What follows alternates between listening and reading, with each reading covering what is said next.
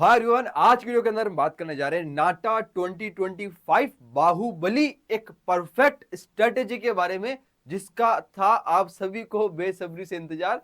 और इस वीडियो में एक्चुअली मेरा बहुत टाइम लग गया मेरे को बनाने में, because of planning, because of pattern, because of changes जो इस साल किए गए काउंसिल ऑफ आर्किटेक्चर ने नाटा के अंदर। लिटरली बता रहा हूँ यार, इस वीडियो के पीछे टाइम लगा है, मैं जानता हूँ कुछ बहुत सारे रीजंस और रहे, पर लेकिन इस वीडियो को बहुत अच्छे से, बहुत सोच समझ के लिए आपके सामने पेश करने जा रहा हूँ। बहुत कुछ सीखने को मिलने वाला है आपको। एक छोटी सी रिक्वेस्ट रहेगी कि पेन और कॉपी निकाल कर बैठना और जो भी मैं बोलता जा रहा हूँ वो सब चीजें लिखते चलना, ठीक है। और एक और चीज कि इस वीडियो के बाद और 2-3 वीडियो इसमें आएगी और चीजें मिलाकर आपको पूरी स्ट्रेटेजी होगी। जैसे फॉर एग्जाम्पल आज की वीडियो के अंदर मैं मेन आपको बात कर रहा हूँ कि कैसे पढ़ना है, कैसे टाइम मैनेज करना है, क्या क्या चीजें होने वाली है, वो सब चीजें हैं।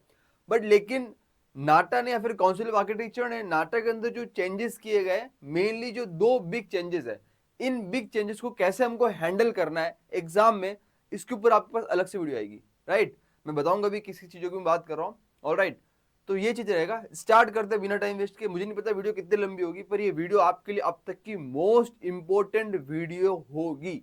राइट, ये देखना आपके लिए मस्ट इंपॉर्टेंट है अगर आप नाटा के एस्पायरेंट हो। राइट, और चैनल के ऊपर नए हो तो आपके लिए देखना इंपॉर्टेंट है ही है। राइट, स्टार्ट करते। ऑल राइट, सबसे पहले यार कुछ चीजें ऐसी है जो आपको पता होनी जरूरी है। अगर आप नाटा एग्जाम के बारे में कुछ भी नहीं जानते हो, अगर आप 50% जानते हो, 30% जानते हो, 70% जानते हो, आप सब कुछ जानते हो, सभी के लिए इक्वल इंपॉर्टेंट है, ठीक है। तो वीडियो को पॉज करके पेन को पे निकाल कर ही बैठना है आपको। ऑल राइट, स्टार्ट करते। देखो, सबसे पहले यार मैं कुछ बिग चेंजेस की बात करने जाऊंगा। अगर आपने लास्ट ईयर का पैटर्न देखे हो, लास्ट ईयर का कुछ पीवाईक्यू देखा हो उठाकर, नहीं भी देखा हो, अगर आपने इस साल का कुछ पैटर्न देखा हो, अपनी जो पहले पेपर पैटर्न और एग्जामिनेशन जो शेड्यूल था, डेट्स थी, इसके ऊपर जो वीडियोस आई थी, वो अगर देखी हो, उसके अंदर मोटा मोटा इन्फॉर्मेशन बुलेटिन को डिकोड किया था। ऑलराइट, पर लेकिन यह समझते कि बिग चेंजेस के अंदर क्या चीज है, लास्ट ईयर के अकॉर्डिंग अब तक क्या बिग चेंजेस हुए। तो यार 2 बड़े मेजर चेंजेस यहाँ पर हुए हैं। वो सबसे पहला चेंजेस है, वो सीबीएटी एग्जाम हो रहा है। ये एग्जाम जो सीबीएटी एग्जाम हो रहा है, सीबीएटी को बोलता है कंप्यूटर बेस्ड एडेप्टिव टेस्ट, ये इस साल रखा गया है। क्या होता है कंप्यूटर बेस्ड एडेप्टिव टेस्ट? मोटा मोटा मैंने एडेप्टिव टेस्ट के ऊपर वीडियो पहले बना चुका था, जिसके अंदर मैंने बात किया था कि एडेप्टिव टेस्ट क्या होता है बेसिकली, ठीक है। मोटा मोटा समझ रहे हैं, तो सिंपल ये चीज है कि आप जब एग्जाम में दोगे क्वेश्चन, जब एग्जाम में देने बैठ रहे हो, तो आपके सामने जो क्वेश्चन अपीयर होगा, अगर आपने उसको सही आंसर दे देते हो, तो आगे जो क्वेश्चन आएंगे वो बेसिकली सही आंसर देते चलोगे तो क्वेश्चन का लेवल एक एक बढ़ता चलेगा, जैसे आप सही आंसर देते चलोगे। जैसे आपका आंसर गलत हो जाएगा, फिर आप गलत आंसर दे दोगे, तो वो जो फिर आप क्वेश्चन छोड़ दोगे, स्किप कर दोगे, तो उसका जो लेवल है क्वेश्चन का वो डाउन होता रहेगा। ऑलराइट, बिकॉज ऑफ नाटक के अंदर नेगेटिव मार्किंग नहीं होती, तो आपको एटलीस्ट कुछ ना कुछ तो लगाना ही है, छोड़ना नहीं है, एक चीज याद रखना, ठीक है ना। इसमें नेगेटिव मार्किंग नहीं होती है। ऑलराइट, तो नो नेगेटिव मार्किंग, तो आपको क्या है ध्यान रखना थोड़ा सा, नो नेगेटिव मार्किंग। तो यहाँ पर नेगेटिव थोड़ा सा ये बेनिफिट मिल जाता है, इसलिए कोई क्वेश्चन छोड़ना नहीं है। राइट, तो पहला ये कि एडेप्टिव टेस्ट के कारण इसकी डिफिकल्टी लेवल बढ़ चुकी है नाटक की। ऑल राइट, डिफिकल्टी लेवल यहाँ पर बढ़ चुकी है। जब भी मैं एरो लगा रहा हूँ उसका मतलब डिफिकल्टी लेवल बढ़ी है। नेक्स्ट सेकंड जो बिग चेंजेस है वो ये कि यहाँ पर टाइमिंग्स दे दी गई आपको 108 सेकंड, स्पेशली एप्टीट्यूड वाले पोर्शन के अंदर, जिसको पार्ट बी कहा जा रहा है। इसके अंदर आपको एक क्वेश्चन को टाइमिंग दिया गया है, 108 सेकंड से ज्यादा टाइमिंग नहीं मिलेगा। मतलब क्वेश्चन चाहे हार्ड हो, चाहे भैया क्वेश्चन इजी हो, चाहे मैथ्स का क्वेश्चन हो, चाहे रीजनिंग का क्वेश्चन हो, आपको 108 सेकंड ही मिलेंगे। ये सेकंड जी जो इसका यार डिफिकल्टी लेवल बढ़ा देता है। तो इन दोनों को सोचने वाली बात है। अब इसके ऊपर मैं अलग से वीडियो लेकर आऊंगा कि आपको एक्चुअल एग्जाम में एडेप्टिव टेस्ट और इस सेकंड के साथ कैसे टाइम को मैनेज करना है, वो एक स्ट्रेटेजी का पार्ट होगा। राइट, पर लेकिन एक अलग टॉपिक है, इसलिए अलग से वीडियो उसके ऊपर आएगी। ऑलराइट, वो बता देना आपको वीडियो कब चाहिए, कमेंट सेक्शन में कमेंट कर देना। स्टार्ट करते हैं। अब नेक्स्ट आते वो है सबसे इंपॉर्टेंट चीज, जिसको नहीं पता पेपर पैटर्न क्या कह रहा है इस साल का, एक बार थोड़ा सा नजर डाले थे पेपर पैटर्न के ऊपर। वो ये कह रहा है कि वे 200 मार्क्स का एग्जाम हमेशा होता है, जो कि हर साल हो रहा है, वो तो है ही। पर लेकिन 200 मार्क्स के अंदर से आपके पास पार्ट ए पार्ट बी 2 है। पार्ट बी आपके पास जो होगा 120 मार्क्स, जो कि आपका एप्टीट्यूड वाला पोर्शन होगा, जिसके अंदर 42 क्वेश्चन आएंगे, जो कि एमसीक्यू होंगे, मल्टीपल चॉइस क्वेश्चन। यहाँ पर आपको 4 ऑप्शन दी जाएंगे, 1 2 3 4, और 1 एक ऑप्शन सही होगा, आपको चूज करना है। नेक्स्ट आपके पास 8 क्वेश्चन जो होंगे वो एनसीक्यू होंगे। एनसीक्यू मतलब होता है नो चॉइस क्वेश्चन, जहां पर आपके पास 4 ऑप्शन नहीं दिए होंगे। सिंपल अगर बात करें तो जेई की अगर तू देखे तो एक जेई में न्यूमेरिकल आता है, एनएटी न्यूमेरिकल टाइप, उस टाइप से मान लो नो चॉइस क्वेश्चन, जहां पर आपको न्यूमेरिकल तो क्वेश्चन आ सकते हैं, पर लेकिन न्यूमेरिकल के अलावा और टाइप्स ऑफ क्वेश्चन, रीजनिंग वाले क्वेश्चन, पजल्स, रिजल्ट्स, कुछ भी तरह के क्वेश्चन यहाँ पर इंक्लूड हो सकते हैं। अभी आगे देखेंगे किस किस तरह के क्वेश्चन आते हैं, क्या क्या हमको प्रिपेयर करना है यहाँ पर, ठीक है। पूरी स्ट्रेटेजी बात करें, टेंशन मत लो, ठीक है। नेक्स्ट बात करते हैं पार्ट ए की। पार्ट यार 80 मार्क्स का होता है, जिसके अंदर सिंपल आपका बेसिकली ड्राइंग वाला आता है, स्केचिंग जहाँ पर आती है, जहाँ पर ऑफलाइन पेपर होता है, राइट। ये पेपर पूरा हो गया, CB80 पेपर हो गया, ये पार्ट बी वाला, राइट। और पार्ट ए जो है वो ड्राइंग वाला पेपर होता है, स्केचिंग वाला पेपर, जो कि आपका पहले आप ये वाला एग्जाम देते हो, उसके बाद आपको ये एग्जाम के अंदर ही शीट दे दी जाती है और आपको ऑफलाइन क्वेश्चन कंप्यूटर पे आता है और आपको क्वेश्चन देखकर ड्राइंग के ऊपर शीट पे ऊपर ड्राइंग बनानी होती है, स्केच बनाना होता है, राइट। उसके अंदर बेसिकली 3 क्वेश्चन आते हैं। पहला क्वेश्चन जो हमारे पास 25 मार्क्स का होता है, सेकंड क्वेश्चन में 25 मार्क्स का होता है, थर्ड वाला क्वेश्चन जो 30 मार्क्स का होता है। ये मार्क्स लिखे हुए, राइट। अभी आगे देखेंगे किस किस तरह के क्वेश्चन यहाँ पर आते हैं, किस किस तरह से हमको प्रिपरेशन करना चाहिए, ऑलराइट। तो ये बेसिकली आप समझ गए, दोनों के लिए आपको 90 मिनट्स मिलते हैं, इसके लिए भी 90 मिनट्स, इसके लिए भी 90 मिनट्स, बेसिकली टूल मिला के देखें तो 180 मिनट्स का यहाँ पर एग्जाम होता है, मतलब 180 मिनट्स बोले तो 3 आवर्स का यहाँ पर एग्जाम रहने वाला है, ऑलराइट। आगे बढ़ते हैं, नेक्स्ट बात करते हैं यार, वो ये पार्ट बी को थोड़ा सा अपन डिटेल में समझ रहे हैं कि पार्ट बी जो मैंने लिखा है उसके अंदर 42 क्वेश्चन जो क्या है आपके MCQ आ रहे हैं, जिसके अंदर आपके पास 4 ऑप्शन दिए होंगे, option number A, option number B, option number C और ऑप्शन नंबर डी। जो भी एक ऑप्शन होगा आपको सही ऑप्शन करेक्ट चूज करना होता है।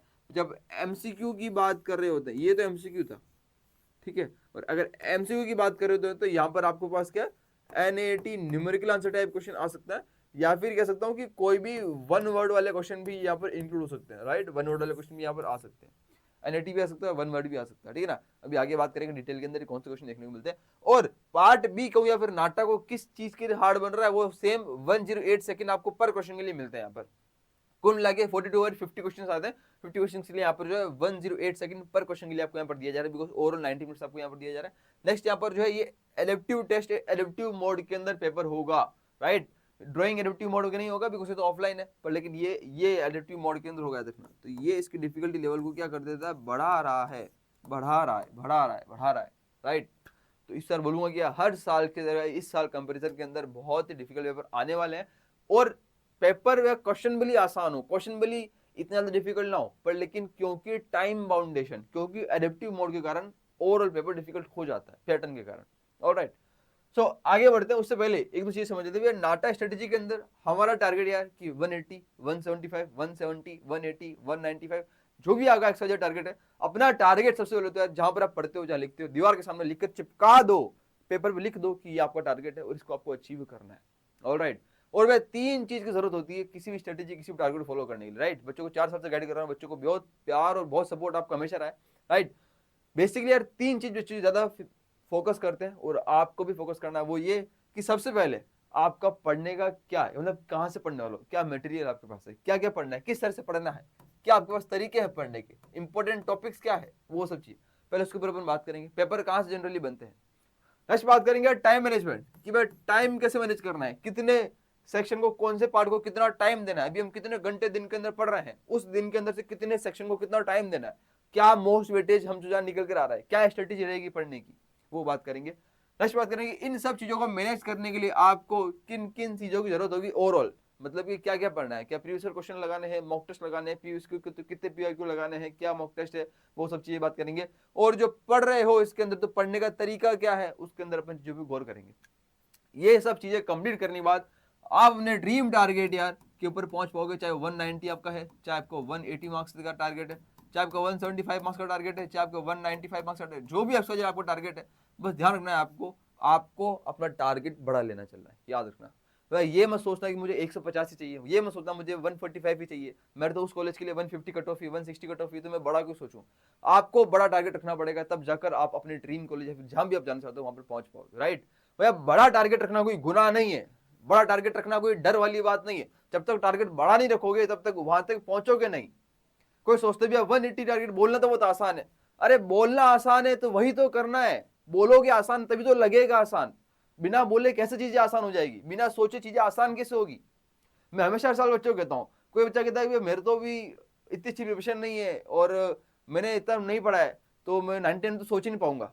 अरे सोचने में क्या जा रहा है भाई, बोलने में क्या जा रहा है, सोचने में क्या जा रहा है। कोई टारगेट सोचते हो तब जाकर वो अचीव होता है। जितने भी आप टॉपर्स देखते हो हर साल उसके 175 मार्क्स आ गए, 180 मार्क्स आ गए। लास्ट ईयर सफर टुगेदर से सबसे हाईएस्ट स्कोर निकला था नाटक का 175 मार्क्स।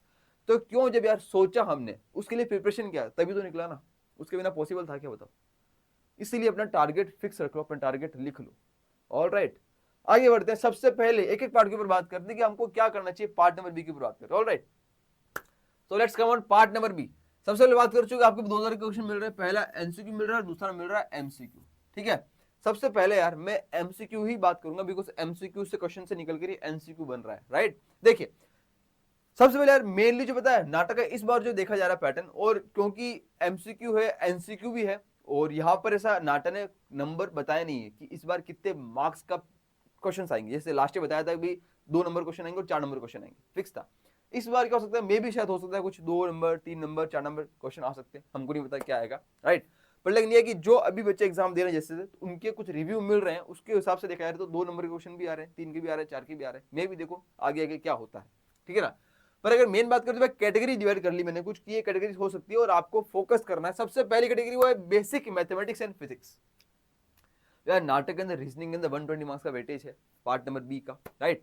इसके अंदर क्या है, सबसे पहले है बेसिक मैथमेटिक्स एंड फिजिक्स के अंदर याद रखना आपके पास जो मोस्ट इंपोर्टेंट टॉपिक्स है वो है, जहां से क्वेश्चन आ रहे पूछ रहे हैं, वो है ज्योमेट्री, जिसके अंदर आता है लाइंस एंड एंगल्स, ट्राइंगल्स और सर्कल्स। ये कुछ ऐसे चैप्टर्स या फिर ऐसा टॉपिक है जो आपको बेसिक मैथमेटिक्स क्लास 9-10 का ऐसा कवर करना होता है, राइट। आप अगर क्लास 9-10 के अंदर आपने जितने भी बेसिक मैथ्स पढ़ा हो, जो भी बेसिक मैथ्स के अंदर आपने चीजें पढ़ी, वो सब यहाँ से नाटक पूछता है, राइट। इसके अंदर सर्कल्स है, चाहे सर्कल एक ट्राइंगल्स है, सर्कमस्क्राइब्ड है, इंस्क्राइब्ड है, तो ऐसे बहुत सारे कॉन्सेप्ट जो कि क्लास 9 के निकल के आते हैं, जो कि सर्कल्स के अंदर लाइंस एंड एंगल्स का कॉन्सेप्ट लग जाता है, क्वाड्रिलेटरल आ जाता है, राइट। साइक्लिक क्वाड्रिलेटरल क्या होता है, ये काफी सारे क्वेश्चन, और ये बेसिक मैथमेटिक्स फिजिक्स के बाद पहली बार नहीं पूछ रहा था, ये लास्ट 3 साल से पूछ रहा है।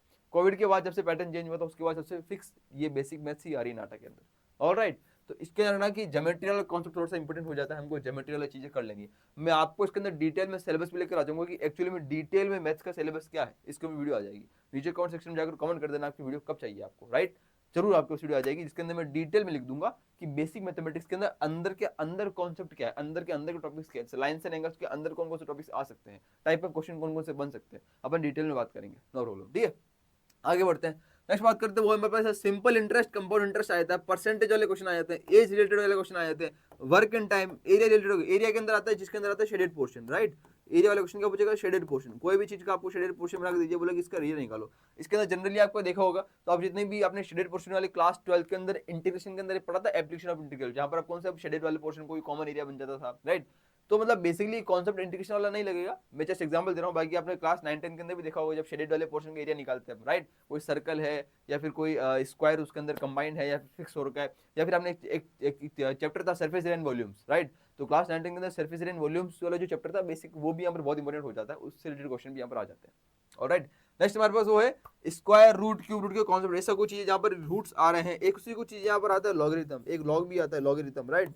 तो बेसिकली बात करते हैं पूरी बेसिक मैथ्स आपको कर लेनी है। अब यार बेसिक फिजिक्स से क्या मतलब आपको, देखो आप देखो होता क्या है ना, नाटक के अंदर बेसिक फिजिक्स भी काफी पूछ रहा है।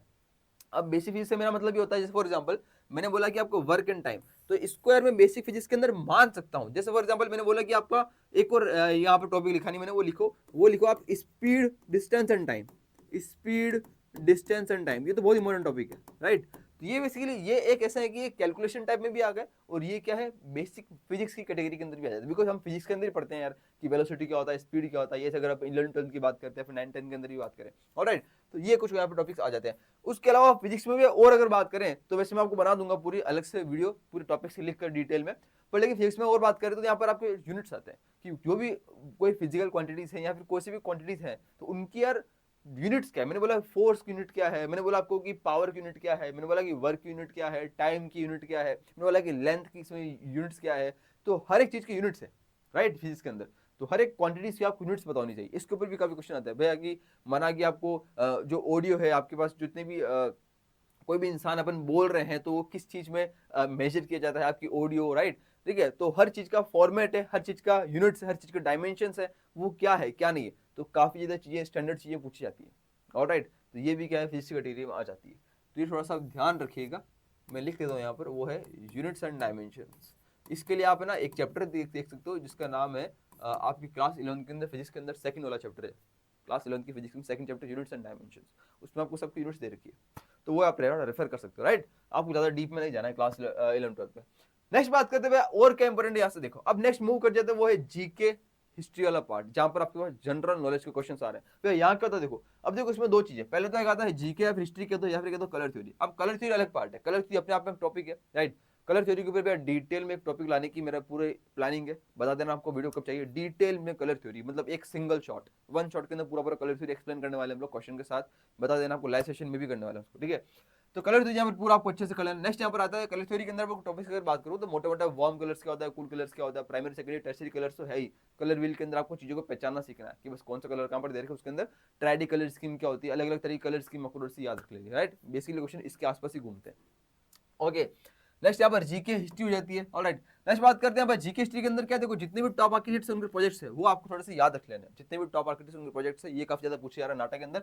एक और फेमस बिल्डिंग्स, जितनी भी यार फेमस बिल्डिंग नेशनल इंटरनेशनल खुद की, चाहे इंडिया की हो चाहे बाहर की फेमस बिल्डिंग्स, आपको उसके एटलीस्ट नाम और प्लेसेस याद रखने और इसकी इमेजेस याद रखने। मैं आपको दो चीज बोलूंगा इन चारों के अंदर, इन चारों के अंदर दो चीज इंपॉर्टेंट है। वो क्या है, इनकी इमेजेस और इनकी प्रॉपर्टीज। प्रॉपर्टीज के अंदर ज्यादा अंदर डीप में मत जाओ, पर लेकिन एटलीस्ट इमेजेस तो पता कर लो, और प्लेसेस कौन सी बिल्डिंग कहां पर है उसकी इमेज क्या है, बस एटलीस्ट। वो होता क्या है, ये सब जो है as a match the following के अंदर क्वेश्चन आते हैं। ये सब क्वेश्चन मैच द फॉलोइंग के अंदर, तो मैच द फॉलोइंग के अंदर आपको 4 या 5 बिल्डिंग के ऑप्शन जितने भी दियो, पर लेकिन आपको एक या दो चीज भी पता होती है, कितनी बार आप आंसर निकालते हो, कितनी बार ऑप्शन के अंदर सबके सब अलग अलग ऑप्शन होते हैं, तो आपको एक या दो ऑप्शन भी पता हो तो भी आप मैच द फॉलोइंग के अंदर करेक्ट ऑप्शन निकाल लेते हो, कितनी बार ऐसा भी होता है, राइट। तो इसलिए ट्राई करो आप एटलीस्ट बिल्डिंग की जितना ज्यादा हो सके टाइप्स ऑफ बिल्डिंग के आप इमेजेस पता कर लो, राइट। एक बिल्डिंग के अंदर ज्यादा टाइम लगाने से अच्छा भी हम 10 बिल्डिंग की इमेजेस, उसके प्लेसेस याद रख लें कि वो कब बनी थी, उसकी प्लेस वो है कहां पर, उसकी इमेज कैसी, बस खत्म। ऑल राइट, एक बार इतना भी अगर आप कर लोगे उसका टाइम बचता, तो फिर आप किसी एक पर्टिकुलर बिल्डिंग या फिर पर्टिकुलर बिल्डिंग मटेरियल के डीप में जाओ या फिर उसकी प्रॉपर्टीज के अंदर डीप में घुसो।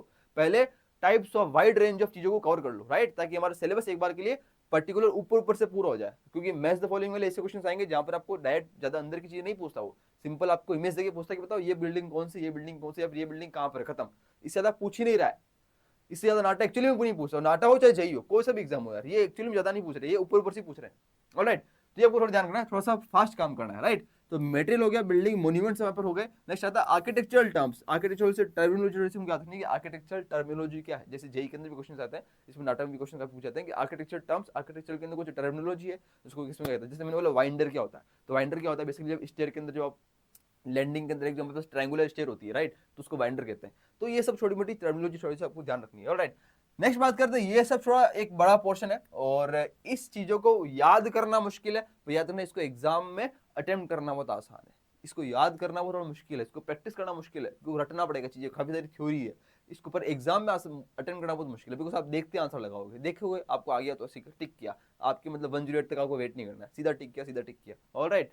ये थोड़ा आसान है, पर लेकिन ये क्वेश्चन ऐसे यार जहां पर क्या है मतलब प्रैक्टिस करना, ये करना ये भी मुश्किल है और अटेम्प्ट करना ही मुश्किल है, राइट। देखो मुश्किल तो ऐसा कुछ नहीं होता, पर लेकिन है कि शुरुआत के थोड़ा सा मुश्किल लगता है, पर एक बार जैसे आप चीजों को समझ में आ जाता है, हो जाती है, उसके बाद चीजें आसान हो जाती है, ऑलराइट। आगे बढ़ते हैं, नेक्स्ट बात करते हुए एक आता है करंट अफेयर्स। अब ये क्या करें, काफी इससे बहुत डरते हैं। करंट अफेयर जीके में फर्क क्या है, देखो जब भी अपन जीके की बात करो तो जीके का मतलब है कि हिस्ट्री की बात कर रहे हैं, अपन थ्योरी की बात कर रहे होते हैं, जो कि आपके सिलेबस वाली थ्योरी, इसको बोलते हैं जनरल नॉलेज, राइट। पर लेकिन जब करंट अफेयर्स की बात करो तो अभी अभी करंटली देश दुनिया में क्या चल रहा है, अभी करंटली कोई गवर्नमेंट की नई स्कीम लॉन्च हुई है क्या, राइट। अभी कोई पर्टिकुलर स्टेट के अंदर कोई इलेक्शन हुए हैं तो कौन जीता है, कहाँ पे, अभी से दिल्ली में इलेक्शन हुए तो कौन सी गवर्नमेंट जीती है, कौन सी सरकार है क्या, किसकी पार्टी जीती है, क्या पार्टी बनी है। तो काफी सारे ऐसे आते हैं चीजें जब कोई ध्यान रखने होते हैं, राइट। तो ये करंट चीजें होती है, बड़ी बड़ी चीजें याद रखेंगे। अभी हम बहुत ज्यादा अंदर डीप में करंट अफेयर्स नहीं याद रख सकते हो, बिकॉज अगर आप डीप में करंट अफेयर्स में जाओगे तो आप बाकी सिलेबस कब करोगे, राइट। तो करंट अफेयर्स के क्वेश्चन एक या दो ही आते हैं, ज्यादा नहीं आएंगे, ऑलराइट। इसलिए थोड़ा सा आप क्या करोगे, न्यूज़पेपर से अपडेट कर सकते हो अगर आपके आसपास या फिर आप खुद के पास न्यूज़पेपर आता है तो, ऑलराइट, इसके लिए आपको बोलूंगा।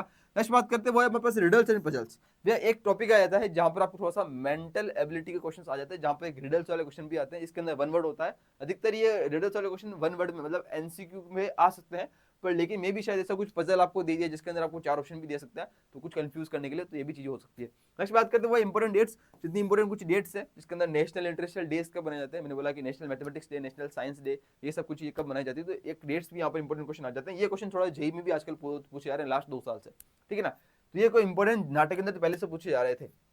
एक नाटक में एक टॉपिक है वो है प्रिंसिपल ऑफ डिजाइन, पीओडी। ये है प्रिंसिपल ऑफ डिजाइन, जिस थोड़े से principle of design and elements of design थोड़ा सा आपको याद कर लेने, चाहे वो लाइन्स हो, चाहे वो पॉइंट हो, चाहे वो प्लेन हो, चाहे कुछ भी हो। उसके अलावा बात करें जितने प्रिंसिपल ऑफ डिजाइन, ये तो एलिमेंट्स थे। डिजाइन की बात करते हैं हमारे पास इम्फेसिस हो, सिमेट्री हो, अनसिमेट्री हो, चाहे हमारे पास कुछ भी चीज हो, ठीक है ना। काफी सारी चीजें एक्चुअल में ऑन द स्पॉट याद नहीं आते सारे सारे, जितने भी प्रिंसिपल ऑफ डिजाइन है, जितने भी जो डिजाइन है वो सबके सब याद कर लें, चाहे इम्फेसिस हो, चाहे हिरार्की हो, सब कुछ, राइट।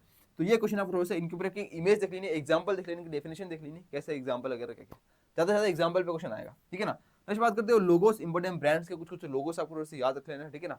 कोई फूड के लोगो हो या फिर कोई बड़े ब्रांड है या फिर कोई ऑटोमोबाइल कंपनीज है, इनको थोड़े से लोग आपको याद रखना। नेक्स्ट इंग्लिश वोकेबुलरी, इंग्लिश के अंदर थोड़े से यहाँ पे क्वेश्चन आते हैं, थोड़े बहुत ग्रामर पे भी क्वेश्चन आते हैं, complete the sentence, complete the sequence, right.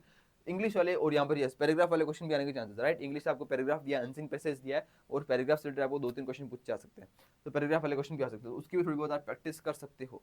Alright, तो ये कुछ होने के बाद ये आपको था नंबर सेकंड वाला पार्ट, याद रखना बेसिक मैथमेटिक्स का पार्ट और इन दोनों का पार्ट लगभग लगभग वेटेज सेम रहेगा। बेसिक मैथमेटिक्स का इसका वेटेज और लगभग जीके और हिस्ट्री का वेटेज, इन दोनों का वेटेज सेम रहेगा। इन द एमसीक्यू, मैं एमसीक्यू की बात कर रहा हूँ, एमसीक्यू वालों के अंदर इनका वेटेज सेम रह सकता है, पर लेकिन मैं आपको ये भी बोलूंगा कि किसी किसी एग्जाम में बेसिक मैथमेटिक्स फिजिक्स वाला, फिजिक्स तो छोड़ो पर लेकिन बेसिक मैथमेटिक्स जितने भी टॉपिक्स है इनका वेटेज ज्यादा हो सकता है किसी किसी एग्जाम के अंदर एज कम्पेयर टू जीके, इनका वेटेज ज्यादा हो सकता है, राइट। तो मैं आपको ये चीज बोलूंगा कि आप थोड़ा सा याद रखना कि आपको ये पोर्शन पहले करना है, मतलब दोनों साथ में लेके चलना, पर लेकिन फोकस थोड़ा ज्यादा रखना है क्योंकि चीजों में टाइम लगेगा, इसमें भी लगाना टाइम, इसमें भी टाइम लगाना है, राइट। इक्वली टाइम देना है, थोड़ा सा टाइम इसमें ज्यादा देना, आधा 1 घंटा अगर दे सको। आगे बात करते हैं नेक्स्ट थर्ड नंबर, थर्ड वो नॉन वर्बल रीजनिंग। ये सबसे आसान टॉपिक होता है और ये शायद आपने जो जिसने जेई का एग्जाम दिया उसको पता ही होगा कि जेई के अंदर जो आता है 2D 3D विजुअलाइजेशन वाले टॉपिक, जिसके अंदर आप बोलता है आपको टॉप व्यू क्या है, फ्रंट व्यू क्या है, साइड व्यू क्या है, इन दोनों चीजों को याद करो। तो बेसिकली ये आता है, बेसिकली मिरर इमेज क्या है, वाटर इमेजेस क्या है, ये सब क्वेश्चन हो गए। काउंटिंग सरफेस, 3D ऑप्शन दिया है, 3D सरफेस या उसके आप सरफेस काउंट कर रहे हो कितनी है, या फिर आप सरफेस फिगर वाले भी आते हैं, जैसे मैंने बोला ट्राइंगल्स लिखा हुआ है, triangles, rectangle, square, number of triangles, number of rectangle, number of square count करो, number of straight line count करो, नंबर ऑफ सर्कल काउंट करो। तो ये काउंटिंग फिगर वाले क्वेश्चन हो जाते हैं। नेक्स्ट हमारे पास है क्यूब एंड पैटर्न, राइट। इसके अंदर क्यूब्स, डाइस, कोई पैटर्न पर्टिकुलरली कोई रिप्रेजेंट किया तो पैटर्न को देखो और समझो। तो ये सब छोटी चीजें हैं जो कि क्या नॉन वर्बल पार्ट में आ जाती है। ये क्वेश्चन आसान होते हैं, इस क्वेश्चन के अंदर ज्यादा प्रैक्टिस की रिक्वायरमेंट नहीं है, मैं आपको फिर से कहता हूँ इस वाले क्वेश्चन ज्यादा प्रैक्टिस रिक्वायरमेंट नहीं है। एक बार 2 बार देखो कि आपने जे का एग्जाम दिया भी तो आपने ऑलरेडी प्रैक्टिस की है, इन क्वेश्चन को आप ऑन द स्पॉट भी कर सकते हो, राइट। कुछ कुछ चीजें की प्रैक्टिस कर लेना, जैसे for example counting service, counting figure वाले क्वेश्चन प्रैक्टिस कर लेना। क्यूब एंड पैटर्न के अंदर आपको कुछ कुछ क्यूब्स एंड पैटर्न सॉल्व करने के तरीके हैं, वो थोड़ा सा आप जनरलाइज देख लेना, ठीक है ना। ये थोड़ा सा आप 1 बार 2 बार देख लोगे तो भी काम हो जाएगा, पर लेकिन एटलीस्ट ये दोनों ऐसी चीजें हैं जो कि आपको पर्टिकुलर वीकली रिवीजन भी जरूरत होगी और इनके कॉन्सेप्ट भी समझना होगा और क्वेश्चन प्रैक्टिस करना होगा, तभी काम होगा। ऑलराइट, तो उसके बाद आगे बढ़ते हैं, नेक्स्ट बात करते हैं वो है पार्ट नंबर बी, एमसीक्यू की बात है। अभी अगर नॉर्मल एक एमसीक्यू जब बात करें तो नो चॉइस क्वेश्चन, ये भी यार इन्हीं चीज से मिलकर बना है, इसमें कोई अलग नहीं है। पर लेकिन जब भी एमसीक्यू की बात करें तो 2 चीज होती है कि इसमें ऑप्शन तो दिया नहीं होगा। अब लेट्स से मान लो, अब इसमें पता है ज्यादातर चांस क्या होते हैं, अब इसमें ज्यादातर क्वेश्चन आने के चांस होते हैं कि आपके पास या तो बेसिक मैथ्स, बेसिक फिजिक्स, मतलब न्यूमेरिकल वाले क्वेश्चन नहीं आएंगे, मतलब नंबर वाला आंसर ही होंगे, आपको जो आंसर होगा नंबर वाला ही होगा, चाहे कैसे भी क्वेश्चन हो, आंसर नंबर में होगा, बिकॉज आंसर नंबर में होगा तभी सही होने के चांस होंगे। जैसे फॉर एग्जांपल अगर आपको इसमें 1 वर्ड वाले क्वेश्चन आना मुश्किल है, ठीक है, आ सकते हैं पर मुश्किल क्यों है, जैसे फॉर एग्जांपल मैं क्या कहना चाह रहा हूँ, जैसे मैंने बोला कि आपके सामने एक बिल्डिंग मटेरियल दिया है, मैंने बोला ब्रिक्स ले लिया, राइट। मैंने बोला आपके सामने एक बिल्डिंग मटेरियल दिया, मैंने बोला ब्रिक्स ले लिया, राइट। मैंने बोला कि ब्रिक्स आपके सामने बिल्डिंग मटेरियल दिया था, राइट। तो उसने बोला कि भाई बता दो ऐसा करके ये कौन सा बिल्डिंग मटेरियल है, तो आपने ऑप्शन दी, आपने क्या, आपको तो 1 वर्ड लिखना है, इसमें ऑप्शन तो होंगे नहीं, तो आपने लिखा, अब कोई लिखेगा BRICK, कोई लिखेगा BRICKS, कोई स्पेलिंग गलत कर देगा, पर उसको आंसर तो पता है ब्रिक्स, कोई एस लगा देगा, कोई नहीं लगाएगा। इस चक्कर में क्या उनके पीछे बैकएंड के अंदर सही आंसर एक ही होगा, क्या पता उन्होंने सही आंसर के अंदर BRICK ओनली इतना लिखा हो, एस नहीं लगाया हो, कोई एस लगा देगा, कोई स्पेलिंग गलत कर देगा, कुछ भी कर देगा। तो जनरली स्पेलिंग वाले क्वेश्चन यहाँ पर नहीं आते जिसके अंदर स्पेलिंग का 1 वर्ड लिखना हो, राइट। मैं फिर से कह रहा हूँ ये क्वेश्चन आ भी सकते हैं पर चांसेस कम है, आ भी सकते हैं पर चांसेस कम है। अगर आ गया तो शायद ऐसा कुछ स्पेलिंग देंगे वो लोग ताकि वो आसान भी हो शायद, और उसके अंदर ज्यादा कंफ्यूजन ना हो, राइट, ऐसा हो सकता है। बाकी जनरलाइज अगर बात करें तो चीजें ज्यादातर जो चांसेस है वो बेसिक और फिजिक्स के न्यूमेरिकल के होते हैं, राइट। अब न्यूमेरिकल में कौन सा कुछ बन सकता है, देखो एक तो मैंने बोल दिया जितने भी पोर्शन था बेसिक मैथ्स वाला पोर्शन, यहाँ पे कुछ ना कुछ नंबर्स होगा, जैसे आपने कोई एंगल बोल दिया, कुछ एंगल निकालो, पर्टिकुलर कोई नंबर निकालो, कोई चीज सॉल्व करो, तो यहाँ पे कंप्लीट द सीक्वेंस वाले क्वेश्चन भी होगा, सीक्वेंस कंप्लीट करो, उसमें कोई ना कोई नंबर होगा, तो वो यहाँ पर हो सकता है। नेक्स्ट बात करते हैं नॉन वर्बल रीजनिंग में, देखो ये जब ये इस वाले टॉपिक के अंदर मैंने बोला था ना, ये देखो काउंटिंग सरफेस, तो इसमें भी नंबर्स होता है कि सरफेस टोटल कितने काउंट करो, टोटल नंबर ऑफ ट्राइंगल कितने काउंट करो, तो ये क्वेश्चन भी काफी अच्छा खासा एक पैटर्न है एमसीक्यू में आने के लिए, राइट। तो ये थोड़ा सा काउंटिंग सरफेस वाले क्वेश्चन हो गए। एक हमारे होता है इमेज वाले क्वेश्चन, ये भी इंपॉर्टेंट है, पता है अभी last year before last year, मतलब अगर मैं लास्ट ईयर तक देखूं, इस साल से नहीं आ रहा है क्वेश्चन, लास्ट ईयर तक एक क्वेश्चन आते थे जिसको कहते थे 45 सेकंड वाले क्वेश्चन, जिसको नहीं पता मैं बताया तो मोटा मोटा आइडिया देता हूं आपको। इस साल नहीं आएगा, इस साल बताया नहीं कि ऐसा कुछ, क्योंकि ये क्वेश्चन आया था 45 सेकंड वाले क्वेश्चन, ठीक है ना, ये लास्ट ईयर आता था भाई, ये लास्ट ईयर आता था, इस साल तो नहीं है, पर बेसिकली 45 सेकंड में क्या होता था, ये बेसिकली न्यूमेरिकल टाइप ही क्वेश्चन आते थे, लास्ट ईयर तक आते थे, मतलब लास्ट 3 साल तक आए थे, कोविड के बाद स्टार्ट हुए थे, तो 21 22 23 24 3 साल आए थे, ठीक है। तो इसमें क्या होता था भाई, एक इमेज आपकी स्क्रीन पे आ रही थी 45, जो कि 45 सेकंड तक ही आती थी। मतलब आप क्लिक करते हो क्वेश्चन के लिए, स्टार्ट करते हो, तो 45 सेकंड का टाइमर स्टार्ट होता है। तो एक इमेज आपके सामने 45 सेकंड तक अपीयर होती है। अब उसके अंदर बहुत सारी चीजें दी होती है। लेट्स मैंने बोला कि एक उसमें गार्डन का सीन दिया है, मान के चलो, ऐसा भी क्वेश्चन आया था लास्ट ईयर, उसमें एक गार्डन का सीन दिया है। उस गार्डन के अंदर बहुत सारे बड़े भी हैं, बहुत सारे छोटे बच्चे भी हैं, और बहुत सारे वहां पर क्या टेबल्स हैं, चेयर्स वगैरह लगी हुई गार्डन में सब तरफ, मतलब एक पूरा सीन आपको दिख रहा है। तो आपको जल्दी से जल्दी जितना हो सकता है डाटा उस इमेजेस से लेना था 45 सेकंड के अंदर अंदर। अगर 45 सेकंड के अंदर तो कोई बंदा कितना ही डाटा वहां से ले लेगा, पर आपको क्या करना होता है, 45 सेकंड के अंदर वहां से डाटा लेना होता था। मतलब कि जितना हो सके डाटा आप ले लो। फॉर एग्जाम्पल आपने जो टोटल जो चेयर्स और वो दिख रही थी आपको, जो टेबल्स दिख रही थी, आपने उनको काउंट कर लिया कि टोटल नंबर ऑफ टेबल्स कितनी है वहां पर, आपने लिख लिया। आपने टोटल नंबर ऑफ बच्चे जो है वहाँ पे कितने खेल रहे हैं आपने लिख लिया, राइट। लेट्स से कोई फुटबॉल से खेल रहा है तो फुटबॉल का कलर क्या आपने वो लिख लिया, राइट। फुटबॉल का पैटर्न क्या आपने लिख लिया, राइट। मतलब कुछ ऐसी अलग सी कुछ चीज है, फिर कोई रिपीटेडली चीज आपको दिख रही थी तो आपने जल्दी जल्दी डाटा वहाँ से ले लिया। उसके बाद 45 सेकंड खत्म होती है, वो इमेज आपकी स्क्रीन से गायब हो जाती है। उसके बाद उस इमेज से रिलेटेड आपको दो क्वेश्चन पूछे जाते हैं, question number 1, question number 2, right. उनके नंबर भी ज्यादा होते हैं, क्या 3-3 नंबर के क्वेश्चन होते थे, राइट। तो क्वेश्चन नंबर 1 आपके लिए पूछता है कि कुछ भी पूछ सकता है फिर वो, कि भाई टोटल नंबर ऑफ टेबल्स बताओ इमेजेस में कितनी थी। अब आपने अगर वो डेटा वहां से लिया होगा तो आप वहां आंसर दे दोगे, नहीं तो आप तुक्का लगाओ, ऐसा नेगेटिव तो है नहीं, ठीक है ना भाई। फिर कुछ ही पूछेगा। क्वेश्चन नंबर 2 आपने पूछ लिया कि भाई उसने कि वही फुटबॉल से जो बच्चे खेले थे फुटबॉल का पैटर्न कैसा था, आपको 4 ऑप्शन दे दिए। तो ये ऑप्शन है। तो इसलिए यहाँ भी बेसिकली कहूंगा तो काउंटिंग वाला पैटर्न ज्यादा हो रहा था कि भाई काउंटिंग करो जल्दी जल्दी 45 सेकंड के अंदर तो खत्म। तो मैं आपको क्यों बता रहा हूँ भाई, रीजन ये है बताने का, ऐसा क्वेश्चन तो वापस आएंगे नहीं, राइट। क्योंकि अब बार एडेप्टिव टेस्ट हो गया, पैटर्न चेंज हो गया, तो चीज आपको पहले ही बोल दिया कि 108 सेकंड आपको मिलेंगे हर एक क्वेश्चन के लिए। तो ये 48 सेकंड वाले क्वेश्चन तो खैर चांसेस है ही नहीं, ठीक है ना। और पर लेकिन इसमें इमेजेस आपको देखकर आपको बोल सकता है, जरूर एक इमेज आ सकती है जो कि इमेज आपको 108 सेकंड तक होगी। उसके बाद नीचे डायरेक्ट आपको क्वेश्चन पूछ लेगा कि बता दो इसके अंदर total number of counting object कितने हैं, टोटल नंबर पर्टिकुलर ऑब्जेक्ट बताओ यहाँ पे कितने हैं। या फिर आपको कोई स्टेशनरी दे दिया, वही बहुत सारे स्टेशनरी आइटम्स दिख रहे हैं इमेजेस के अंदर, तो आप स्टेशनरी के अंदर बोले टोटल नंबर ऑफ इरेजर बताओ कितने हैं यहाँ पर, बहुत सारी छोटी बड़ी बहुत सारी पेंसिल्स आपको देगी, टाइप ऑफ पेन आपको बता रहे बताओ दो, तो काउंट कर दो टोटल नंबर ऑफ पेन कितने हैं भाई, total number of blue pen कितने हैं, टोटल नंबर ऑफ ये कितना है पर्टिकुलर ये कितना है। तो आपको ऐसा करके ऑब्जेक्ट काउंट करा सकता है, ठीक है। मैंने लिखा है काउंट ऑब्जेक्ट, राइट। नेक्स्ट बात करता है वो total number of count similar pattern. आपको बोल रहा है कि बहुत सारे पैटर्न देखिए, मान लो कोई 8-10 तरह के पैटर्न आपको इमेजेस में दे रखे हैं, सब वो इंटरमिक्सिंग कर रखे हैं। तो आपको पर्टिकुलर एग्जांपल देके बोलते हो कि बताओ ये वाले पैटर्न कितनी बार रिपीट हो रहे हैं बता दो, तो आपको काउंट करके बताना होगा, राइट। तो ये थोड़ी चीजें क्या है, पैटर्न हो जाता है, राइट। देखो यार, मैं दूसरों की तरह ना बहुत सारे मैंने देखे हैं यार यूट्यूब के, और काफी लोग जो है ना आपको है ना शायद मतलब स्ट्रेटेजी के नाम पर सिलेबस बता देते हैं कि भाई सिलेबस ये है खत्म कर लो। मेरा टारगेट आपको सिलेबस ही बताना नहीं है, मैं आपको बताएगा कि सिलेबस के अंदर आपको एक्चुअल बताना कि आपको पढ़ना कैसे और क्या पढ़ना है, फोकस क्या करना है, इसको स्ट्रेटेजी कहते हैं यार। बाकी लोग क्या करते हैं, आके बस एक लिस्ट दे देते हैं, पीछे लिस्ट लगा देते हैं लंबी, 1 2 3 4 5 6 7 8 9 10 11 12 100 तक लिस्ट लगा देते हैं। बोला ये 100 टॉपिक है, इनको पहले महीने में कर लो, इनको दूसरे महीने में कर लो, इनको तीसरे महीने में कर लो, ये स्ट्रेटेजी हो गई। लोग ऐसे बताते हैं। भाई लिटरली बता रहा हूँ ना, वो टाइम खराब कर रहे हैं, कुछ नहीं कर रहे हैं बच्चों का बस, ठीक है। इसलिए यार चीजों को आप थोड़ा सा ध्यान समझना है। लिटरली बता रहा हूँ, इन चीजों के पीछे बहुत टाइम लगा है और बहुत टाइम दिया है, बस आपका प्यार और सपोर्ट चाहिए, वो बहुत जरूरी है मेरे लिए। ऑलराइट। तो उम्मीद करो आपको चीज समझ आ गई कि क्या हमको एमसीक्यू में करना है, क्या हमको एनसीक्यू के अंदर करना है, क्या चीजें इंपॉर्टेंट है, राइट। अब सीधा जो हम चलते हैं, जंप मारते हैं पार्ट नंबर ए। ये पार्ट नंबर बी के लिए इतना ही था, ठीक है ना। इसमें टाइम कितना देना मैं आपको भी आगे बता रहा हूँ, टाइम किसे कितना देना है किस सेक्शन में मैं आपको आगे बता रहा हूँ, ठीक है। पहले पार्ट नंबर ए को समझ लेते हैं। इसमें पार्ट नंबर ए में ड्राइंग में क्या है, देखो ड्राइंग के अंदर बताए हुए 3 क्वेश्चन है। वो कहता है आपके पास पहला क्वेश्चन 25 मार्क्स का आएगा, टोटल 80 मार्क्स का इसका वेटेज है, टोटल इसका 80 मार्क्स का वेटेज है, ठीक है ना। यहाँ पहला जो है 25 मार्क्स का यहाँ पर आएगा, सेकंड हमारे पास आएगा 25 मार्क्स, थर्ड आएगा 30 मार्क्स, ठीक है जी। देखो 25 मार्क्स में क्या है, सिंपल आपको बोला है कि सबसे पहला क्वेश्चन जाएगा जहां पर आपको कंपोजिशन प्लस कलर दोनों बोला है। देखो यार कंपोजिशन प्लस कलर की जब बात कर रहा होता है तो क्या मतलब यहाँ पर सिंपल देखो, कंपोजिशन 2 तरीके हो सकते हैं, एक तो 2D कंपोजिशन होगा और एक 3D कंपोजिशन होगा। मतलब कि कंपोजिशन के अंदर कोई सीन भी हो सकता है, राइट, मतलब कोई पर्टिकुलर किसी जगह का सीन हो सकता है, ठीक है ना। या फिर कंपोजिशन के अंदर कोई 2D फिगर आपको दिए हैं, ट्राइंगल रेक्टेंगल ले लो, उनका कंपोजिशन कर दो। या फिर आपको 3D फिगर दिया, मतलब 3D के अंदर कोई कोण है, स्फेयर है, क्यूबॉइड है, क्यूब है, इनको आपको रखकर उनके डायमेंशन भी दे सकता है, ठीक है ना। तो वो कंपोजिशन कर सकता है। तो पहला आता है कंपोजिशन एंड कलर। तो आप थोड़ा सा ट्राई करना कि 2D 3D कंपोजिशन दोनों तरह की प्रैक्टिस करो, और साथ साथ के अंदर उनकी सिचुएशन अलग अलग सिचुएशन, अलग अलग डायमेंशन और अलग अलग कलर टेक्निक के साथ साथ कंपोजिशन की प्रैक्टिस करो। ऑलराइट। मैंने कलर थ्योरी, मैंने कलर्स के ऊपर से डिपेंड इसके ऊपर पूरी वीडियो बना रखी है, जेई के फर्स्ट अटेम्प्ट से पहले बनाई थी ड्राइंग के ऊपर। ड्राइंग देखो सेम है, इस फर्स्ट वाला और सेकंड वाला क्वेश्चन जेई के बराबर ही है। जेई में भी ऐसा क्वेश्चन नहीं आता, फर्स्ट जेई में 2 क्वेश्चन आते हैं, पहला क्वेश्चन सेकंड वाला क्वेश्चन, इस टाइप से क्वेश्चन नहीं आते, राइट। तो चीजें वही है, टेक्निक्स तरीके वही है। आपको करना क्या है, जब भी आप 2D 3D कंपोजिशन वाले क्वेश्चन वाले कलर करते हो, ध्यान रखना 2D कंपोजिशन करो और 3D कंपोजिशन करो, उसमें कलर वाले क्वेश्चन की प्रैक्टिस करो, उसमें कलर फिल करके।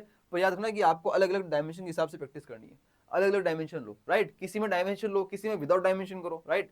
याद रखना इसमें स्केल का यूज करना बहुत सारे क्वेश्चन में अलाउ होता है, किसी क्वेश्चन अलाउ नहीं होता है। आपको अगर अलाउ नहीं करना होगा तो वो बोल देगा कि अलाउ नहीं करना है इस वाले क्वेश्चन में, पर लेकिन अगर नहीं बोला तो आप अलाउ कर सकते हो स्केल, कोई दिक्कत नहीं है।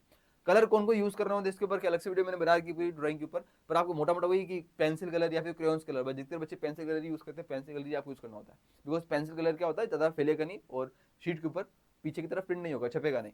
ऑलराइट, तो ये छोटी मोटी चीजें आपको याद रखनी होती है, इसके ऊपर अपन अलग से वीडियो में बात कर लेंगे क्या सा ड्राइंग में क्या करना है। बट एक मोटा मोटा प्रैक्टिस करते समय ध्यान रखना कि आपको अलग अलग सिचुएशन के हिसाब से अलग अलग आपको डायमेंशन के हिसाब से यहाँ पर काम करना है। ऑलराइट, ठीक है। तो कलर टेक्निक्स थोड़ा सा कि कलर कैसे टेक्निक्स की जाती है, थोड़ा सा फोकस करना। अगर मैं मोटा मोटा बात करूँ एक वर्ड तो है डिटेलिंग के ऊपर, कि भाई डिटेलिंग थोड़ी सी ध्यान रखना कि डिटेलिंग कैसे की जाए कम टाइम के अंदर, डिटेलिंग कैसे की जाए कम टाइम के अंदर, थोड़ा सा कम टाइम में, ये प्रैक्टिस से आ जाएगा, प्रैक्टिस से आ जाएगा कैसे कम टाइम के अंदर ज्यादा डिटेलिंग की जाए, धीरे धीरे प्रैक्टिस से आ जाएगा। उसी के लिए मैंने आपको लिखा ब्रैकेट के अंदर, देखो 2 से 3 क्वेश्चन पर डे डेली 2 से 3 क्वेश्चन करने हैं, 2 से 3 क्वेश्चन पर डेली करने हैं, ये तो मिनिमम है भैया, ठीक है। 3 क्वेश्चन की बोल रहा हूँ बिकॉज आपको ऑलरेडी 3 क्वेश्चन करने हैं। ये वाला क्वेश्चन, ये क्वेश्चन जो है ना ड्राइंग का, ये क्वेश्चन बेसिकली ड्राइंग का नहीं, ये क्वेश्चन बेसिकली कहूंगा ये क्वेश्चन एक 3D मॉडल है, ये क्वेश्चन एक मॉडल का क्वेश्चन है, ठीक है ना। ये मॉडल, इसके अंदर आपको कोई पेन पेंसिल नहीं चलानी होती है, इसके अंदर आपको एक 3D किट दी जाती है एग्जाम में, लिखा भी देखो मैंने, आप शायद पहले पढ़ा भी होगा, मैंने बताया भी था वीडियोस में कि आपको एग्जाम में एक 3D किट दी जाएगी। एक किट का मतलब कुछ सामान दिया जाएगा, हो सकता है मे बी शायद अधिकतर जो पॉसिबिलिटी वो क्ले की होती है।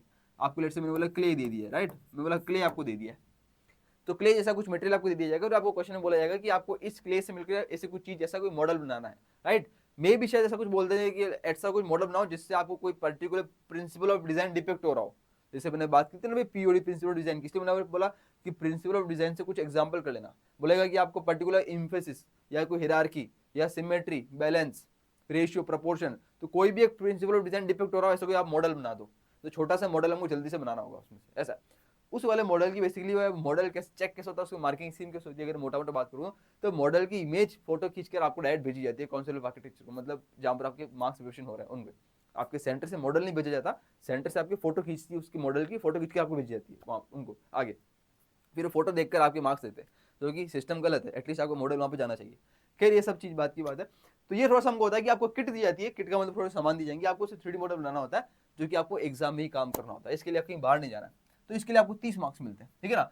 उसके अलावा बाकी स्केचिंग जो काम करने का काम वो 2 में ही है, वो ये 2 में ही भाई, ये पहला और ये दूसरा, जो कि जेई में भी होता है सेम, ठीक है। तो एक कंपोजिशन प्लस कलर, एक होगा composition plus black and white, एक कंपोजिशन और कलर के साथ कंपोजिशन होगा, इसके अंदर आपको 2D 3D कलर आ सकता है और यहाँ पर कोई सीन भी आ सकता है, राइट। इसके अंदर कलर वाले के अंदर कोई सीन भी आपको दे सकता है, देखो सीन में लिखा है, सीन चाहे कोई पब्लिक प्लेस हो गया, फेस्टिवल हो गया, कोई नेचर रिलेटेड कोई इन्वायरमेंट हो गया, आपको कोई फेस्टिवल जैसे माना भाई कि अभी होली है तो होली का कोई फेस्टिवल का कोई सीन बना दो। स्पेशली बहुत सारे क्वेश्चन आएंगे जो होली के आसपास एग्जाम दे रहे हैं ना, होली वाले क्वेश्चन ही बैठेंगे, मैं फिर से आपको कह रहा हूँ। तो एटलीस्ट जो कोई जो इन्वायरमेंट अभी चल रहा था ना उसके हिसाब से क्वेश्चन की प्रैक्टिस कर लेनी चाहिए। तो होली वाले सीन की प्रैक्टिस कर लेना, जिसके अंदर आपको दिया कि बहुत सारे बच्चे होली खेल रहे हैं, इसके अंदर कलर भरो या फिर विदाउट कलर, दोनों ही प्रैक्टिस कर लेना, ठीक है ना। ऐसा है, इसीलिए ये क्वेश्चन जरूर ध्यान रखो। बहुत सारे ऐसे होते हैं नाटा जेई के अंदर, जो सीजन चल रहा था उसके हिसाब से एग्जाम जो है क्वेश्चन नंबर वहां पर क्वेश्चन फिट हो जाते हैं, ठीक है। इसलिए बाकी थोड़ा पब्लिक प्लेसेस है, मैंने बोला कि गार्डन है, गार्डन कोई स्पोर्ट्स ग्राउंड है, कोई गार्डन है, इसके थोड़ा सा इनकी थोड़ी सी ड्राइंग आप प्रैक्टिस कीजिए। ऑलराइट, इनके अंदर बेसिकली मैं कहूंगा सीन के अंदर लाइव स्केचिंग प्रैक्टिस कीजिए, live sketching, live scene, live sketching practice कीजिए, राइट। अपने घर की छत पे चले जाइए, फ्री हो तो, फ्री होता है अपने घर की छत पे चले जाइए, बातें करने नहीं, इधर उधर लोगों को देखने नहीं, घर पे चले जाए, छत पे चले जाए और वहाँ पर अपनी ड्राइंग शीट लेके चले जाइए, ऊपर खाली पेपर लेके चले जाइए और जाकर ऊपर बैठ जाइए बड़ी आराम से। आपको जहाँ भी पानी की टंकी पड़ी वहाँ पर जाकर बैठ जाइए, कहीं भी बैठ जाइए, चेयर लगा लीजिए शानदार तरीके से, छाए के अंदर कहीं बैठ जाइए और बढ़िया तरीके से लाइव स्केचिंग कीजिए। कोई भी सीन ले लीजिए, आपको कोई घर में कोई बाहर कोई ट्री है, कोई पेड़, आपको कोई नज़ारा अच्छा सा दिख रहा है, तो कोई वहाँ पे बर्ड है बैठी है तो उसको आप बनाइए, कोई दिक्कत नहीं, लाइव स्केचिंग कीजिए। कोई भी बच्चे खेल रहे हैं छत के ऊपर, कुछ क्या कर रहा है, कोई क्या कर रहा है, तो जल्दी से उसको बनाइए। जैसे होली आ रही तो होली के अंदर बच्चे कोई खेल रहे हैं तो बनाइए, लाइव सीन बनाइए, लाइव स्केच कीजिए उसका। ये आपको बहुत ज़्यादा हेल्प करने वाला है, लिटरली बता रहा हूँ, बहुत हेल्प करने वाला है। और यही तरीका है अपनी ड्राइंग को बेहतर बनाने का, राइट। तो थोड़ा सा इंटरेस्ट लेकर करोगे ना तो मजा आएगा, विदाउट इंटरेस्ट में जाने आएगा। ड्राइंग स्केचिंग ऐसी चीज़ है जिसके अंदर इंटरेस्ट के साथ करोगे तो ही नंबर आएंगे। तो मतलब फील होकर करना कि हाँ चलो यार कुछ मजा के कुछ कुछ है ना, मजेदार ड्राइंग बनाते हैं, आज कुछ लाइव देख के बनाते हैं, आज कुछ 3-4 लोग बैठे इनको लाइव देख के बनाता हूँ, चलो। तो इंटरेस्ट के साथ करना, तब मजा आएगा, ठीक है। नेक्स्ट बात करते हैं हमारे पास वो है ह्यूमन स्केल पर्सपेक्टिव। इनको थोड़ा ध्यान रखना कि आप जो स्केल ले रहे हो, आप जो लोग बना रहे हो, आपकी कोई मेल फीमेल जिसका भी आप फोटो बना रहे हो, कुछ बना रहे हो, उनके स्केल हाथ नाक मुंह कान वगैरह, मतलब इसको बोलते हैं एंथ्रोपोमेट्री। तो थोड़ा सा स्केल थोड़ी सी सही हो, उनका प्रोपोर्शन सही हो, ह्यूमन स्केल थोड़ा ध्यान रखना, पर्सपेक्टिव को ध्यान रखना। अगर आपके लिए कोई रूम बना रहे हो, रूम के अंदर क्या perspective, 1 point perspective, 2 point perspective, तो पर्सपेक्टिव थोड़ा सा ध्यान रखना, ठीक है। ये स्केचिंग करते समय। तो यार एक हो गया ब्लैक एंड व्हाइट। तो यहाँ पर एक क्वेश्चन आता है कलर, जहाँ पर आपको कलर भरना होता है, और एक क्वेश्चन आएगा ब्लैक एंड व्हाइट, जहाँ पर आपको ब्लैक एंड व्हाइट रेंडरिंग करनी पड़ेगी, राइट, ब्लैक एंड व्हाइट बनाना पड़ेगा, इसमें आपको कलर नहीं भरना होता है। एक क्वेश्चन ये भी आएगा, दोनों क्वेश्चन 25 मार्क्स के आते हैं। ऑलराइट, मैं आपको बता दिया कौन से टाइप ऑफ क्वेश्चन यहाँ से बन सकते हैं। 2D 3D बन सकते हैं, यहाँ पर आपको क्वेश्चन 2D के अंदर बहुत सारे फिगर दे सकता है, 3D वाले क्वेश्चन आपको फिगर दे सकता है, वो क्वेश्चन आ सकते हैं, या फिर लाइव सीन वाले क्वेश्चन आ सकते हैं, ठीक है ना। ऑलराइट, ये क्वेश्चन मिलेंगे। बाकी आपको 3D मॉडल किट की मैं बात कर चुका हूँ, प्रैक्टिस ये हमको दो तीन क्वेश्चन डेली प्रैक्टिस करने हैं। अगर ज्यादा कर सकते हो तो अच्छी बात है, अगर 4 क्वेश्चन प्रैक्टिस कर सकते हो तो और अच्छी बात है। अगर आप जेई का एग्जाम नहीं दे रहे हो ना, तो डेफिनेटली बात है, फिर तो आपको 4 क्वेश्चन प्रैक्टिस करना चाहिए। अगर आपको जेई का एग्जाम नहीं दे रहे हो, फिर तो आपको डेली के 4 क्वेश्चन प्रैक्टिस करने चाहिए, लिटरली बता रहा हूँ। अगर आप जेई का एग्जाम नहीं दे रहे हो, अगर आप ओनली नाटा एग्जाम दे रहे हो, तो आपके पास टाइम ही टाइम, क्योंकि बोर्ड एग्जाम भी हो चुके हैं, जिसके हो चुके हैं उसके पास तो टाइम ही टाइम है। तो 4 क्वेश्चन मिनिमम, कम से कम 2 दिन के, 2 पर दिन के 4 क्वेश्चन, ठीक है, मस्ट है आपके, मस्ट है। क्योंकि आप जेई का एग्जाम दे रहे हो, तो आपको जेई की मैथमेटिक्स भी करनी होती है, इसलिए आपको तो टाइम नहीं मिल पाएगा। ऑलराइट, आगे बढ़ते हैं। अब बात कर लेते हैं टाइम मैनेजमेंट की। तो टाइम मैनेजमेंट कैसे करना है बता दो, किस वाले सेक्शन में कितना टाइम दें, कैसे कैसे मैनेज कर सकते हैं। तो यार ये टाइम मैनेजमेंट के ऊपर बात करने से पहले मैं आपको एक चीज बता देता हूँ। काफी स्टूडेंट्स होंगे जो अपने टाइम को थोड़ा सा, हो सकता है कि थोड़ा शेड्यूल अलग हो, कहीं थोड़ा और ज्यादा बिजी हो, कोई जेई की पेपर 1 बीटेक की भी तैयारी करता है, राइट, वो भी इस वीडियो को देख रहा हो। तो आप अपने हिसाब से चीजों को मॉडिफाई कर सकते हो, बिकॉज आपकी और भी प्रायोरिटीज है, या फिर आपकी और भी एग्जाम्स है, राइट। ये कोई हार्ड एंड फास्ट रूल नहीं है, पर लेकिन जो नाटा और जेई पे फोकस कर रहा है डेडिकेटेडली, और जो ऑनली नाटा पे फोकस कर रहा है, नाटा जेई दोनों को लेकर चल रहा है, जिसके बोर्ड एग्जाम हो चुके हैं, तो उसके हिसाब से बात कर रहा हूँ कि आपको कैसे करना है। अगर आपके बोर्ड एग्जाम है, तो आपको पहले बोर्ड एग्जाम पे ही फोकस करना जरूरी है, राइट, उसके हिसाब से आप चीजों को मैनेज करना है। मैं आपको बोर्ड और नाटा कैसे मैनेज करना है वो भी वीडियो डाल चुका हूँ, जाओकर आप चेकआउट कर सकते हो, ठीक है। तो भैया टाइमिंग की बात कर, सबसे पहले यार मैंने लिखा है यहाँ पर 10+2+1, this is the eligibility criteria for top the exam. Exam को टॉप करने के लिए एलिजिबिलिटी क्राइटेरिया क्या है सर, हमको पता ही है, वो तो 10+2 12th क्लास का है। नहीं, वो मैं आवर्स की बात कर रहा हूँ, मैं वो आपके एजुकेशनल क्वालिफिकेशन की बात नहीं कर रहा हूँ कि 10+2 है, ये आवर्स की बात कर रहा हूँ। यहाँ पर आपको टॉप करने का एजुकेशनल क्वालिफिकेशन, टॉप करने का एलिजिबिलिटी क्राइटेरिया है ये 10+2+1। इसका मतलब ये मिनिमम घंटे, आवर्स है, 10 घंटे +2 12 घंटे +1 13 घंटे। आपको मिनिमम 12 से 13 घंटे देने पड़ेंगे। अगर आप नाटा जेई की तैयारी कर रहे हो, चाहे नाटा ही कर रहे हो, किसी भी कर रहे हो, कुछ भी कर रहे हो, 13 घंटे मिनिमम देने पड़ेंगे, मिनिमम 12-13 घंटे। और 12-13 घंटे को आपको मैंने लिखा है 10+2+12। अगर किसी दिन आपको 10 घंटे दे पाए, किसी दिन 12 दे पाए, किसी दिन 13 दे पाए, वो डिपेंड करता है, पर लेकिन मिनिमम यार 10-12 के आसपास अरेंज आपको थोड़ा सा घूमना फिरना पड़ेगा पर डे का, तभी मजा आएगा। 10 से कम तो सोचना ही मत, सोचना ही मत, 10 से कम तो ऊपर ही देना है, चाहे कुछ भी हो जाए। ऑलराइट, तो कैसे करना देखो, सबसे पहले पार्ट बी की बात करेंगे, जिसके अंदर आपका एप्टीट्यूड था, जिसके अंदर 120 मार्क्स का ही था। इसके अंदर मैंने आपको 3 पोर्शन बताए थे, ठीक है, मैंने आपको 3 पोर्शन बताया था, जिसके अंदर पहला बेसिक मैथमेटिक्स फिजिक्स था, दूसरा था जीके हिस्ट्री या फिर कलर थ्योरी, और तीसरा था हमारे पास नॉन वर्बल रीजनिंग। ऑलराइट, तो देखो यहाँ पर बात की तो इसके अंदर सिंपल बात भी है, 6 घंटे अगर आप देखोगे तो 6 घंटे के अंदर से 3 घंटे क्या है, बेसिक मैथमेटिक्स फिजिक्स को आपको देने पड़ेंगे, तब जाकर आप इस वाले पोर्शन को अच्छे से कर पाओगे। बिकॉज भी इसके अंदर न्यूमेरिकल भी आपको सॉल्व करने हैं, इसमें आपको चीजों को टाइम टेकिंग है, सॉल्व करने पड़ेगा, कॉन्सेप्ट सीखना पड़ेगा, क्वेश्चन सॉल्व करने पड़ेंगे, एक्स्ट्रा क्वेश्चन देखने पड़ेंगे, तो मिनिमम 3 घंटा देना है आपको। दिस इज द मिनिमम, ये सब आवर्स मिनिमम लेगी, इससे आपको ज्यादा देना है, इससे आपको ज्यादा ही देना है। मिनिमम 3 घंटे आपको थोड़ा सा फोकस करना पड़ेगा। उसके बाद बाकी बचे 2-3 घंटे को आपको डिवाइड कर लेना है 2+1 के अंदर, ठीक है। डिपेंड करता है आपकी तैयारी कितनी है भैया। आपने जेई के अंदर अच्छा खासा जीके पोर्शन वाला, एप्टीट्यूड वाला पोर्शन अच्छा खासा कवर कर रखा है, तो आपको जीके में 2 घंटा देना है, 1 घंटा आपको करंट अफेयर्स वगैरह दे सकते हो, बाकी इन चीजों के अंदर प्रोवाइड कर सकते हो, राइट। या फिर आप नॉन मॉरल रीजनिंग को दे सकते हो, अगर आप ये क्वेश्चन अच्छा नहीं है। अगर आपका देखो, वैसे अधिकतर स्टूडेंट्स का नॉन मॉरल रीजनिंग वाला जो पोर्शन होता है वो अच्छा ही होता है। सबको पता है यार मिरर इमेज वाटर इमेज कैसे निकालते हैं, सबको पता है सरफेस काउंटिंग कैसे करते हैं, सबको पता है चीज। तो नॉन वर्बल रीजनिंग वाले क्वेश्चन को आपने 15% आधा घंटा दे दिया, टाइप ऑफ क्वेश्चन देख लिए, ट्राई करो कि आपको जो मैक्सिमम जो टाइम है 2 से ढाई घंटा, 2.5 घंटा 3 घंटा 2.25 घंटा, वो आप जीके को दो, जनरल नॉलेज को दो, थ्योरी वाले क्वेश्चन को दो, कलर थ्योरी को दो। ऑलराइट, तो यहाँ से आपको थोड़ा सा कुछ सीखने को मिलेगा। बाकी आधा घंटा 1 घंटा दो जाने का, तो करंट अफेयर्स के अंदर कहाँ से आप चीजों को सीख सकते हो, राइट, इसके ऊपर फोकस किया जाए। ऐसा आपको थोड़ा सा डिवाइड कर लेना चीजों को। पार्ट ए के ऊपर आते हैं, मैंने बोला आपको डेली के आपको 2 से 3 क्वेश्चन, 4 क्वेश्चन मिनिमम सॉल्व करने। अगर आप ओनली नाटक की तैयारी कर रहे हो तो मिनिमम आपको 4 क्वेश्चन डेली की प्रैक्टिस करने हैं, किसके, ड्राइंग के, तो आपको एटलीस्ट कम से कम 3 घंटे देने ही पड़ेंगे, राइट। क्योंकि एग्जाम के अंदर 3 घंटे मिलेंगे, 3 घंटे के आपको 90 minutes for drawing, 90 minutes for aptitude वाले सेक्शन। अब 90 मिनट्स की बात करें तो 45 मिनट्स प्लस 45, एक क्वेश्चन के लिए आपको 45 मिनट्स से मिलेंगे, तो 45 मिनट्स प्लस 45 मिनट्स। तो अगर 45 के हिसाब से भी देखो तो ध्यान रखना, आपको एक क्वेश्चन को 45 मिनट से ज्यादा नहीं देने, यहाँ पर ज्यादा नहीं देने, इससे कम ही देना है, बिकॉज आपको फिर 3D मॉडल वाला क्वेश्चन भी सॉल्व करना पड़ेगा, 3D मॉडल वो भी तो 40 मिनट्स मान लो, चल 40 मिनट्स वाला क्वेश्चन 40 मिनट से कम देना है एक को। ट्राई करना है आधे घंटे 35 मिनट्स 40 मिनट्स के अंदर अंदर आपका एक क्वेश्चन सॉल्व करो, इसलिए 3-4 क्वेश्चन डेली के ट्राई करो, डेली के सॉल्व करो। ऑलराइट, ये क्वेश्चन रहेगा, इसके लिए आपको 3 घंटे मिनिमम टाइम दिया जा रहा है। थोड़ा सीखोगे भी सही, क्वेश्चन सॉल्व करोगे, थोड़ा सा रेस्ट भी लोगे, थोड़ा सीखोगे, 5-10 मिनट रुकोगे, फिर अगला क्वेश्चन ट्राई करोगे, थोड़ा सा ध्यान रखना, ठीक है। स्केचिंग की प्रैक्टिस भी करोगे यहाँ पर, इसका कहने मतलब है कि क्वेश्चन के अलावा स्केचिंग की प्रैक्टिस भी करोगे, कैसे आपको स्केचिंग करनी है, कैसे आपको कलर फिल करना है, ये भी टेक्निक्स है, टेक्निक सीखोगे, तो ये भी आप मैटर कर जाती है। ऑलराइट, नेक्स्ट बात करते हुए 2 से 3 क्वेश्चन पर डे मैंने बोल चुका हूँ। ओके, ये रहेगा किसका, इसका। नेक्स्ट बात करते हुए यहाँ पर आते हैं, मैंने चीज लिखी है कि सिंपल आप जेई की तैयारी कर रहे हो तो जेई के अंदर आपको मैथमेटिक्स के अंदर 4 घंटे पर डे मैथ्स के लिए भी देना है। तो मैंने आपको लिखा है कि आप जैसे स्टूडेंट हो चुके मैथ्स के लिए भी दे पाएंगे, इसीलिए मैंने लिखा है कि अगर आप यहाँ पर 6 घंटे और 3 कितना हो गया, 9 घंटे हो गए, तो बेसिकली 4 घंटे कौन से हो गए, ये मैथ्स के लिए हो गए। तो बेसिकली 9 और 4 कितना हो गया, 13, इसलिए मैंने लिखा था 13 घंटे, राइट। तो 6 और 3 ये तो ओनली नाटा वाला हो गया, और ये प्लस नाटा प्लस जेई। ये मैं सोचना भैया ओनली नाटा वाले हम लोग 9 घंटे पढ़ना है, नहीं, आप ओनली नाटा का एग्जाम दे रहे हो तो आपके 4 घंटे वहां से बच जा रहे हैं, तो आपको 4 घंटे के फिर 2 घंटे यार 2 घंटे यहाँ लगाने, फिर आपको 6 घंटे 8 घंटे पढ़ना है इसको, और बाकी इसको जगह 5 घंटे प्रैक्टिस करना है। इसका मतलब पूरी तरह से इन्वॉल्व हो जाओ पढ़ाई में, कहने का मतलब ये पूरी तरह से पढ़ाई में इन्वॉल्व हो जाओ, उसको आपको देखना ही नहीं, इधर उधर कुछ नहीं करना है, फुल्ली फोकस्ड ऑन स्टडीज और कुछ नहीं। ऑलराइट, नेक्स्ट बात करते हैं एक और चीज वो इंपॉर्टेंट है कि भाई इतना कुछ करते करते हमको जो मेहनत आप कर रहे हो ना, जिस तरह पढ़े आप, जिस तरह की मेहनत आप करो, उस सबका एक निचोड़, उसका एक रिजल्ट लेकर आने के लिए फोर्स हमको लास्ट में प्रिपरेशन करनी पड़ेगी, वो है पीवाई की उसकी। अभी करते चलो तो और भी अच्छा है, कम से कम एटलीस्ट 5 साल की पीवाई प्रिपरेशन करने, 5 साल एटलीस्ट कम से कम करने। 5 साल से पहले करना ही मत, नाटक के केस में बोलूंगा।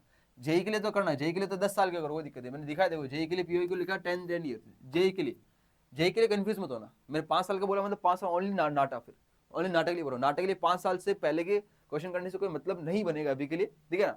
अगर कर भी सकते हो, करना है तो एटलीस्ट बेसिक मैथमेटिक्स वाले क्वेश्चन ले लेना वहां से, बिकॉज 5 साल पहले 11-12 की मैथ्स आती थी नाटक के अंदर, इसीलिए मैं कह रहा हूँ आपको। फिर आप देखोगे तो आपको डर लगेगा, कंफ्यूज हो जाओगे, इसलिए 5 साल तक करो, 5 साल से 4 साल 5 साल के अंदर ही बेसिक मैथमेटिक्स आ रही है नाटा में, और वही अभी आएगी। ऑलराइट, पहले के करना चाह रहे हो तो कर लो, 11-12 की मैथमेटिक्स वहां से मत लेना, बेसिक मैथ्स के क्वेश्चन वहां से उठाकर कर सकते हो अगर आपको पेपर मिलता है, इच्छा है तो। भाई 5 साल करो, प्लस साथ साथ चीजों को रिवीजन करो, पर वीकली लिखा है देखो, वीक के अंदर एक बार रिवीजन कर ही लेना कम से कम, जो एटलीस्ट थ्योरी का बेसिक मैथमेटिक्स का तो कर ही लेना, इंपॉर्टेंट चीजें, इंपॉर्टेंट कॉन्सेप्ट है, इंपॉर्टेंट क्वेश्चन का, ठीक है ना। आज के अंदर मॉक टेस्ट लगाना मत भूलना, मॉक टेस्ट चाहिए तो अपने सफल टुगेदर के ऊपर ही मॉक टेस्ट अवेलेबल है, मोबाइल एप्लीकेशन के ऊपर, प्ले स्टोर पे एप्लीकेशन है, राइट, एंड्रॉइड एप्लीकेशन है, डाउनलोड कर सकते हो, अपने वेबसाइट के ऊपर आप विजिट कर सकते हो बैचेस के लिए और मॉक टेस्ट के लिए। और तो ये सब कुछ चीजें थी, बाकी तो यार आप समझदार हो, आप होशियार हो, आपको सब अच्छे से करना है, राइट। मेरी उम्मीद ये है कि आपको चीजें समझ में आ गई होगी, आपने चीजें साथ साथ लिखी होगी। भाई जिसने पेन कॉपी निकाल कर लिखी है ना, उसको सब कुछ समझ में आ गया होगा, ठीक है। लिटरली भाई आज तो गला ही सूख गया बोलते बोलते।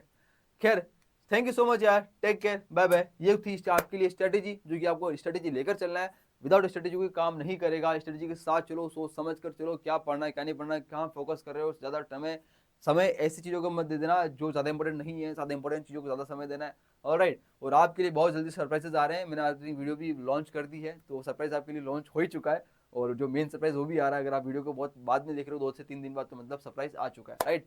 और वीडियो में यहाँ तक पहुंचो, इसका मतलब तो यार आप ही हो अगले टॉपर, बिकॉज बहुत टॉपर ही होते हैं जो वीडियो में लास्ट तक पहुंचते हैं, और ऐसी बड़ी बड़ी वीडियो के अंदर लास्ट तक पहुंचने का मतलब है कि आपके अंदर जुनून है, आपके अंदर जज्बा है कुछ करने का, और आप जैसे स्टूडेंट ही होंगे जो आगे आगे जिनके अंदर टॉप कॉलेज की सीट आपका वेट कर रही है, बिकॉज जो टॉप कॉलेज में नहीं पहुंचने वाले हैं, जिनके अंदर जुनून जज्बा नहीं था या फिर नहीं है, वो इस वीडियो में लास्ट तक कभी नहीं पहुंचेंगे। देखना, वो लोग पहले बीच में या फिर शुरू में छोड़ के चले जाते हैं, तो आप यहाँ तक पहुंचे, इसका मतलब तो आप डेफिनेटली बात, आप में कुछ बात है, आप में अंदर एक चुल है कुछ करने की, आगे बढ़ने की। ऑलराइट, तो लाइफ के अंदर यार आपको कोई रोक नहीं पाएगा, लिटरली बोल रहा हूँ, ठीक है।